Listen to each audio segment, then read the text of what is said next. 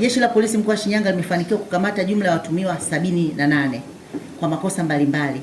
Aidha, silaha moja aina ya bastola Tisas yenye namba za usajili T062022 J00122 ikiwa na risasi zake 11 ndani ya magazine imekamatwa.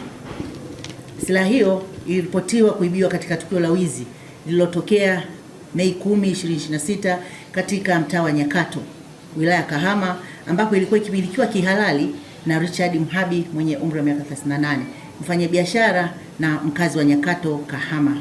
Watuhumiwa wawili wamekamatwa kuhusiana na tukio hilo na wanaendelea kushikiliwa kwa ajili ya taratibu za kisheria.